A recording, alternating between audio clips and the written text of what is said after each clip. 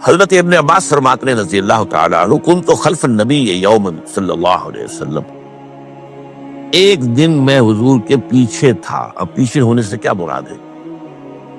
گمان غالب یہ ہے کہ سواری پر، جس کو ردیف بھی کہتے ہیں، واللہ عالم یہ بھی ہو سکتا کہ چلتے ہوئے پیچھے پیچھے چل رہے ہو، ادب کے ساتھ۔ چچا زاد بھائی ہیں لیکن عمر میں تو بہت چھوٹے ہیں، نوجوان ہیں۔ اس کیفیت میں حضور نے اب ان سے خطاب کیا، یا غلام، اے نوجوان، اے لڑکے کہا، اے لڑکے، وَعَلِّمُكَ كَلِمَاتٍ، میں تمہیں تلقین کرتا ہوں چند کلمات۔ اب یہ ہے حضور کا طریقہ تربیت و تعلیم و تزکیہ۔ وہاں کوئی مدرسے نہیں تھے، وہاں کوئی درس کی محفلیں تو نہیں ہوتی تھی، محفل تو ایک ہی ہوتی تھی ہفتے میں، اور وہ جمعے کا اجتماع ہے۔ باقی حضور کی صحبت ہے، فجر کی نماز کے بعد بھی آپ بیٹھے ہیں، صحابہ بھی بیٹھ گئے، کچھ گفتگو ہو رہی ہے، اسی میں تربیت، اسی میں تعلیم، اسی میں تزکیہ۔ وہ علیحدہ ذکر کے حلقے جو ہے وہ ضربے مارنے کے لیے یہ تو نہیں تھے، یہ تو بات کی ایجاد ہے، یہ تو سب مانتے ہیں کہ یہ بات کی ایجاد ہے، یہ مصنون چیزیں نہیں۔ بہرحال حضور نے اے لڑکے یا اے بیٹے، جو بھی آپ اس کا ترجمہ کریں، میں تمہیں چند باتیں سکھاتا ہوں۔ مطلب کیا ہے؟ وَعَلِّمُكَ كَلِمَاتٍ، توجہ سے سنو، غور سے سنو، حفظ جان بنا لو۔ احفظ اللہ یحفظک، پہلا کلمہ، اللہ کی حفاظت کرو، وہ تمہاری حفاظت کرے گا۔ اب اس سے مراد کیا ہے؟ عام طور پر سمجھا گیا ہے کہ اللہ کے احکام کی حفاظت کرو، کوئی حکم ٹوٹنے نہ پائے، وہ تمہاری حفاظت کرے گا۔ اور ایک مفہوم یہ بھی ہو سکتا ہے، اللہ کو اپنے دل میں محفوظ رکھو، اس کی یاد سے اس دل کو، اس خانہ قلب کو خالی نہ ہونے دو، مستحضر رکھو اللہ کو اپنے دل میں، تو اللہ تمہاری حفاظت کرے گا، اللہ تمہیں یاد رکھے گا۔ اور حدیث قدسی میں یہ الفاظ آئے، میرا بندہ جب مجھے اپنے دل میں یاد کرتا ہے، میں بھی اسے اپنے دل میں یاد کرتا ہوں۔ جب میرا بندہ کسی محفل میں میرا ذکر کرتا ہے، میں اس سے کہیں بہتر محفل میں اس کا ذکر کرتا ہوں۔ اللہ کی محفل تو ملائکہ اعلیٰ کی ہے، ملائکہ مقربین کی ہے۔ وہ جو امیر خسرو کا شعر ہے، وہ پتہ نہیں کس کیفیت میں انہوں نے کہا ہے، خدا خود میر محفل بود اندر لامکاں خسرو، محمد سم محفل بود شب جائے کہ من بودم۔ اے خسرو، رات میں جہاں تھا، وہ رات کوئی کیفیت تھی جو گزری ہے، وہ لامکاں کی محفل تھی۔ اب مکان نہیں ہے، لامکاں ہے، مادی نہیں ہے وہ۔ اس کی محفل میں میر محفل اللہ تھا، اور شمع محفل محمد ہے صلی اللہ علیہ وسلم۔ خدا خود میر محفل بود اندر لامکاں خسرو، محمد شمع محفل بود شب جائے کہ من بودم۔ بہرحال اللہ کو تم اپنے دل میں مستحضر رکھو، اللہ تعالیٰ تمہیں بھی یاد رکھے گا۔ دوبارہ فرمایا، احفظ اللہ تجدہ امامہ تجاہک، اللہ کو یاد رکھو تو اپنے سامنے موجود پاؤ گے، جب چاہو دعا کرو۔ وہ جو باقا ہے یہ دل میں ہے، جب چاہو مخاطب ہو جاؤ۔ دل کے آئینے میں ہے تصویر یار، جب ذرا گردن چکائی دیکھ لی، کہیں دور تو نہیں، نحن اقرب الیہ من حبل الورید۔ تمہارے دل میں اللہ ہے تو کہاں جا رہے ہو اس کو ڈھونڈنے کے لیے؟ اپنے دل میں۔ وہ جو بے دل نے کہا ہے، ستم است گر ہوست کشند کہ بے سیر سر و سمندرا، تجھے ان تک کم نہ دمیدہ ادھر دل کشا بچمندرا۔ بڑے ستم کی بات ہے کہ تمہارا دل کہتا ہے چلو ذرا باغیچے میں چلو، پھولوں کی سیر کرو، یہ گلاب کا پھول ہے، یہ موتیا ہے، یہ سیر۔ ستم است، بڑے ستم کی بات ہے۔ کیوں یہ ستم کیا ہو گیا اس میں؟ ستم است گر ہوست کشد، تمہاری خواہش تمہیں کھینچتی ہے کہ بے سیر سر و سمندرا، سر و سمن ذرا اس کی سیر کرنے کے لیے آؤ۔ تجھے غنچہ کم نظر، تو خود ایک غنچہ ہے، تو خود ایک پھول، اللہ کا بنایا ہوا اشرف المخلوقات۔ وہ اشرف المخلوقات سے بڑا کوئی پھول ہو سکتا ہے؟ تجھے غنچہ کم نہ دمیدہ، یہ در دل کشا، اپنے دل کا دروازہ کھولو، بچمن ترا، اس کے اندر جو چمن آباد ہے وہ کیا ہے؟ روح۔ دل مسکن ہے قلب، قلب مسکن ہے روح کا۔ تو احفظ اللہ تجد ہو امامک، یا تجاہک، اپنے سامنے موجود پاؤ گے۔ اذا سالتا فاسأل اللہ، اب آ گیا وہ برکت سے مضمون۔ دیکھو جب مانگو اللہ سے مانگو، غیر اللہ کے سامنے ہاتھ دراز کرو ہی مت۔ ایک حدیث میں آتا، یعنی حرام نہیں ہے، دنیاوی قواعد اصول قوانین کے تحت کسی سے مدد چاہنا، کوئی سوال کرنا حرام نہیں ہے۔ وہ تو میں نے کہا کہ اس پر اصرار آپ کریں گے تو اس میں بو پیدا ہو جائے گی، بدبو پیدا ہو جائے گی شرک کی، لیکن آپ اس سوال کریں، مدد لیں، اسی پر دنیا قائم ہے، ایک دوسرے کے ساتھ تعاون کے ساتھ۔ لیکن اونچا مقام کیا ہے؟ کسی سے سوال مت کرو سوائے اللہ، یہاں تک کہ جوتے باندھنے کا تسمہ تمہیں درکار ہے تو بھی کسی سے مت مانگو، اللہ سے مانگو۔ کیا پتہ اللہ کس کے دل میں ڈال دے اور وہ آ کے تمہیں تسمہ پیش کر دے۔ ہوتا ہے ایسا، بس اوقات ہوتا ہے۔ جو اللہ کے ساتھ لو لگا کر رکھنے والے ہیں ان کے تو ایسے واقعات ہوتے ہیں کہ دل میں ایک بات آئی اور اس کے بعد وہی بات جو ہے وہ کوئی شخص آ گیا، اس نے وہ بات پوری کر دی، کیونکہ لوگوں کے دل جو ہے وہ تو اللہ کے دو انگلیوں کے مابین چاہتا پھیر دیتا۔ کیا پتہ اللہ کسی فرشتے کو انسانی شکل میں بھیج دے، کہتا ہے فرشتہ آتا ہے انسانی شکل میں، آپ کی تکلیف کو رفع کر دے، آپ کی ضرورت کو پورا کر دے۔ اسی سے مت، کسی اور سے مت۔ یہ ہے توحید کا لب لباب۔ یوں سمجھئے اسلام کی جڑ کیا ہے؟ ایمان۔ اسلام کا جو خارجی نظام عمل ہے، انفرادی اعمال ہو، اجتماعی ہو، ان سب کی روح رواں کیا ہے؟ ایمان۔ ایک بات ہو گئی۔ ایمان کا خلاصہ لب لباب کیا ہے؟ ایمان باللہ، جیسے ایمان بالآخرہ بھی ہے، ایمان بالملائکہ ہے، ایمان بالانبیاء ہے، ایمان بالرسل ہے، ایمان بالکتب ہے، ایمان بالقذف ہے، لیکن اصل ایمان، اسی لیے ایمان مجمل میں آپ کو معلوم ہے کسی اور چیز کا ذکر نہیں۔ آمنت باللہ قبا ہوا باسمائہ وصفاتہ وقبیلت جمیع احکامہ اقرار باللسان وتصدیق بالقلب۔ یہ ایمان مجمل ہے، اجمالی طور پر ایمان اس کا نام ہے، ہاں مفصل تفصیلی طور پر آمنت باللہ وملائکتہ وکتبہ ورسلہ والیوم الآخر والقدر خیرہ وشرہ من اللہ تعالی والبعث بعد الموت۔ تو اسلام کی جڑ ایمان، اور اسلام کا سارا جو نظام عمل ہے، چاہے انفرادی اعمال ہو چاہے اجتماعی، ان سب کی روح رواں ایمان، اور ایمان کا خلاصہ ایمان باللہ، اور ایمان باللہ کا اصل حاصل وہ ہے جو اس حدیث میں آ رہا۔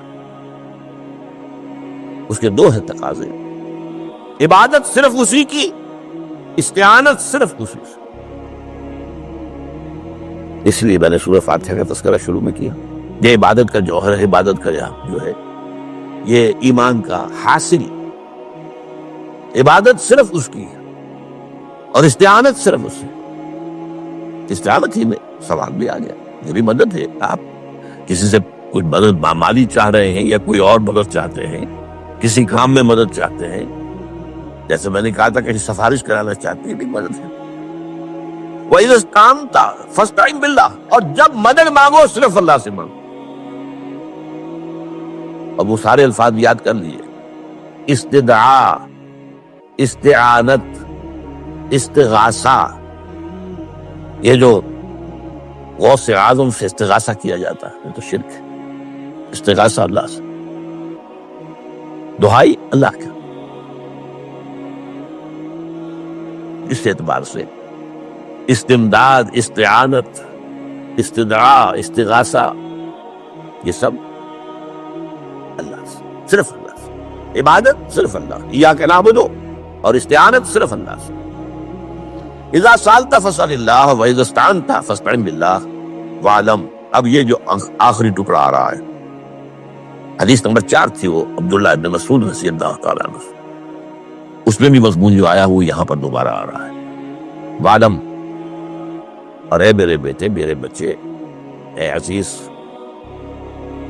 علم، جان لو، ان الامت اذا اجتمعت علی ان ينفعوک بشیء، اگر سب لوگ جمع ہو کر چاہیں کہ تمہیں کسی شے کا نفع پہنچا دے، کوئی فائدہ پہنچا دے، لن ينفعوک الا بشیء قد کتبہ اللہ لک، نہیں پہنچا سکتے وہ تمہیں کوئی نفع مگر صرف وہی جو تمہارے لیے اللہ نے لکھ دیا۔ پھر کیوں مانگو ان سے؟ یہ تو فعل عبث ہو گیا، بیکار بات ہوگی، ان کے ہاتھ میں کچھ ہے ہی نہیں۔ لہذا یہ جان لو، سب لوگ مل کر چاہیں کہ تمہیں کوئی نفع پہنچا دیں، نہیں پہنچا سکتے مگر وہی کچھ جو اللہ نے تمہارے لیے اگر لکھ دیا ہے تو مل جائے گا، وہ نہیں۔ آپ اندازہ کیجئے کہ جو شخص اس سطح پر آ جائے اس میں کتنا استغنا ہوگا، کسی کے سامنے پیشانی رگڑے گا اپنی، کسی کے سامنے ہاتھ پھیلائے گا، کسی کے سامنے اپنی عزت نفس کو ہتھیلی پر رکھ کر پیش کرے گا۔ تم نے سوال کیا تو عزت نفس تو تم نے اس کے سامنے پیش کر دی، اب وہ چاہے تو کچھ اس کا لحاظ کر لے، چاہے تو ٹھوکر مار دے تمہاری عزت نفس۔ یہ وہ مقام ہے جب مانگو صرف اللہ سے، جب مدد طلب کرو صرف اللہ سے، اور جان لو اگر تمام لوگ جمع ہو کر تمہیں کوئی فائدہ پہنچا ہو جائے، نہیں پہنچا سکتے، الا بشیء قد کتب اللہ لک وان اجتمعوا علی ان یضروک بشیء لم یضروک الا بشیء قد کتب اللہ علیک، اگر سب مل کر چاہے تمہیں کوئی نقصان پہنچا دے، نہیں پہنچا سکتے مگر وہی کچھ جو اللہ نے تمہارے لیے لکھ دیا۔ اب بتائیے خوف کی جڑ کر جائے گی کہ نہیں؟ یہ جو ایمان جو ہے یہ خوف اور حزن دونوں سے نجات دلانے والی بات ہے۔ جو حقیقی مومن ہے وہ اللہ کا ولی ہے، حقیقی مومن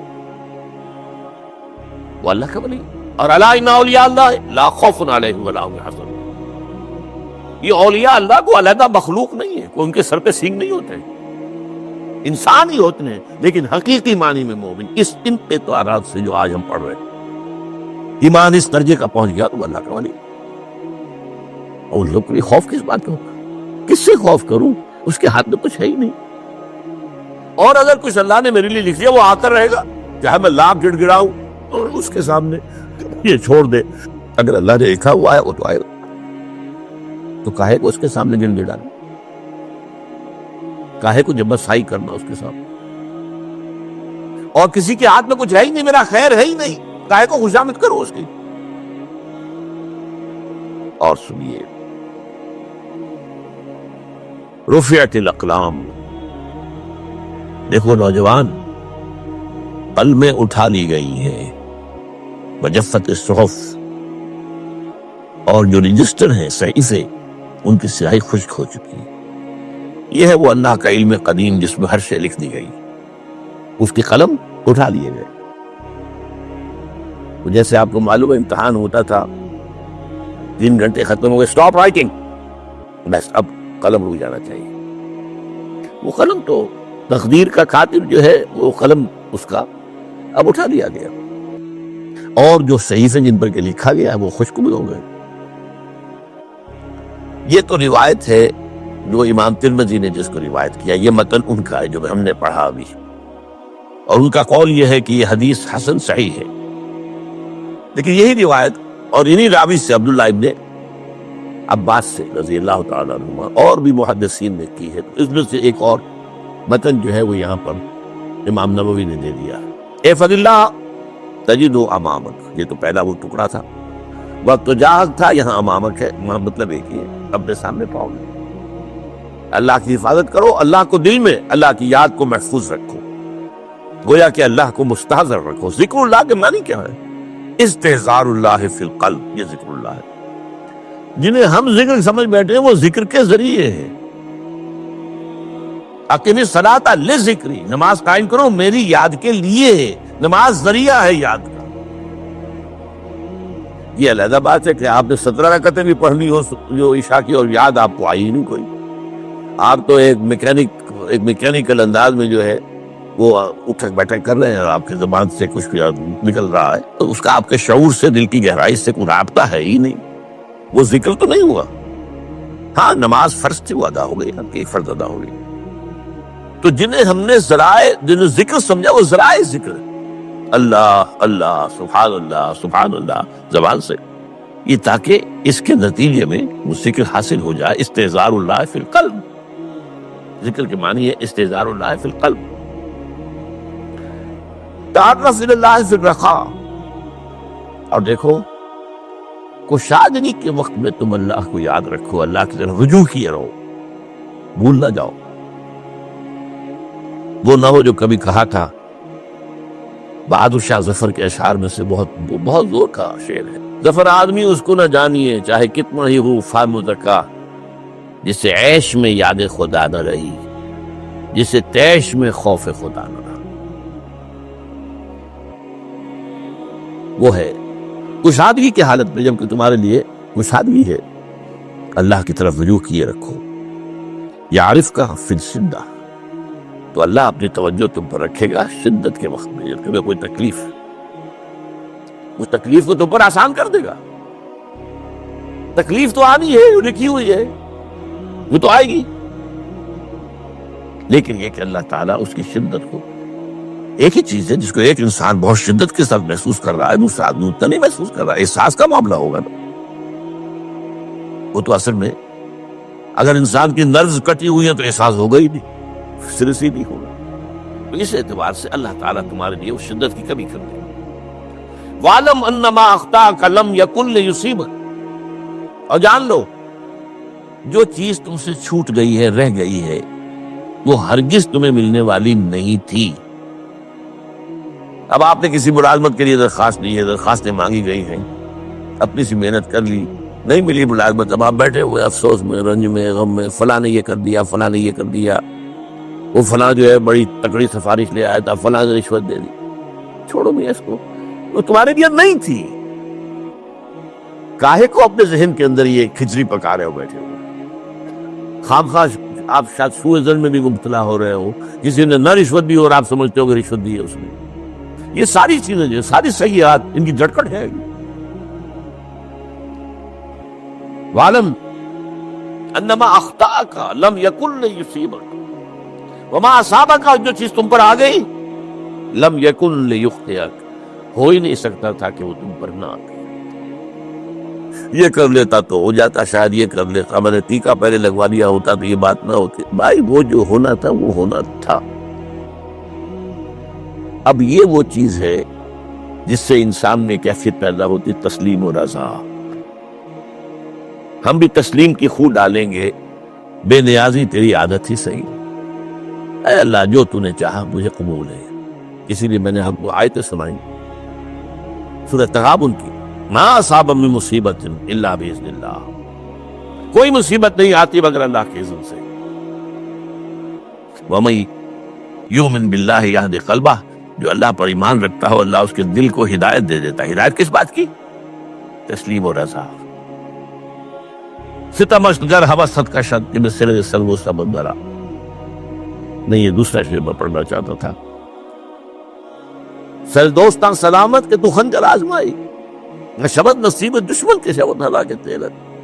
اے اللہ تیری طرف سے ہے، مجھے قبول ہے، اور بظاہر مجھے تکلیف ہو رہی ہے، لیکن یقیناً اس میں میرا کوئی خیر ہے۔